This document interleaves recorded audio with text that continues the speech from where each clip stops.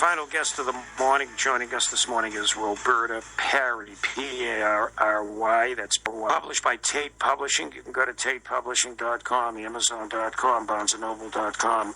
Welcome to the show, Roberta. Great to have you here. Thank you, Steve. What the book is about and why you wrote it. The book is about a true personal story of the trauma I lived through on a daily basis, from birth through the first 18 years of my life. I lived in 9 different homes, 9 different parents. I was abandoned, abused by beatings, and watched as others were beaten. I was molested by teenage boys and foster dads. I would fall asleep at night wondering what I had done that day in order to make the house dad come and give me a whipping. I was never communicated to about the changes happening to me. One of my house dads, who was my spiritual mentor, carried on inappropriate relationships with other foster daughters in the house. Spiritually, God was misconstrued to me as a sadistic being because of all the trauma and abuse. Because I was under the care of people who supposedly knew and walked with God, I suffered from post-traumatic stress due to living in this fear. Turning point in your life. I mean, it sounds like a hideous experience that many people could never reverse. Yes, it was. Finally came into contact after a lot of searching.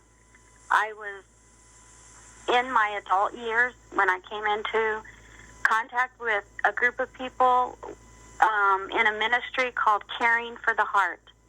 And as they sat down with me and began to give me a voice to the pain and abuse that I'd been through, and they cared for my heart, the pain came up out of me and healing came in.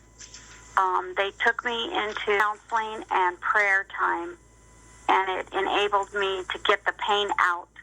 And for the first time, I was able to share all the lies and the secrets that I had lived with for years. And that's when healing came. Roberta, what is your life like today? I live in Alaska with my husband of 36 years. We have raised 3 daughters. I have 6 grandchildren. I work up on the North Slope in Alaska. I am a ticket agent, boarding agent, and a screening agent in Alaska. Wow, it sounds like your life has turned around. Congratulations to you after just an auspicious beginning. Whom is this book for? The vision of my heart for Birdie, Give Me Your Heart is to give a voice and a cry for all the children out there who have been abandoned, who've been abused spiritually, emotionally, physically, or sexually by their caregivers, who live in years of fearful, traumatic situations. One day these children become adults, and they're expected to live and act as adults, yet they still suffer from post-traumatic stress and with fears which keep them from becoming successful adults. If they seek help, they find that help is expensive.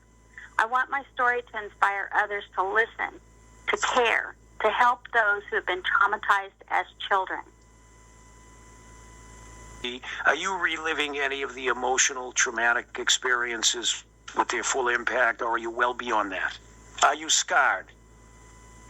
Yes, I am scarred. I do still, from time to time, suffer from it. You never know when something is going to trigger it, and it's usually in a situation that comes as a surprise. But I know how to deal with it now. I know how to get back to where I can focus in on who I am now and not who I was then. If there are any young people listening or families of young people who have experienced this, what advice do you give them in order to shorten this period of torment, this living hell? Find an adult that you think you can trust and tell them. Speak to them. And people that are child caregivers, when a child comes into your home, let them talk to you, listen to them, and ask them questions to find out what they've been through. If I had been listened to or questioned by the people in authority, they would have learned what was happening to me. Inwardly, I was crying out daily that those who were around me could see me, could ask me, could know what I was going through, and I felt invisible. Has this book been a therapeutic process for you as well as a writing experience to help others? It has been very therapeutic for me. I wrote this book in 2007, and that was a large part of my healing process. My counselor encouraged me to write the book. My husband encouraged me to write the book, and it was truly a healing experience. We have less than a minute. Do you have a closing comment you'd like to make? Yes, I would like to read a portion of my book. One traumatic evening after taking a shower, I came into my bedroom with a bathrobe wrapped around me. I had just gotten a new game for Christmas, and the girls were on the bed playing it without my permission. I started yelling at them. All of a sudden, I was hit from behind with the belt. There was Dad hitting me with this belt over and over again. By the time he was done, I was sitting on the floor with my bathrobe completely undone. I was shaking, humiliated, and in shock. He then told us all to go to the living room while he read out of the Holy Bible for 20 minutes. Wow. The book, Birdie, Give Me Your Heart. Inspirational story, Roberta Parry, Tate Publishing. Thank you, Roberta, for bringing your story to us, and wishing you all a great day.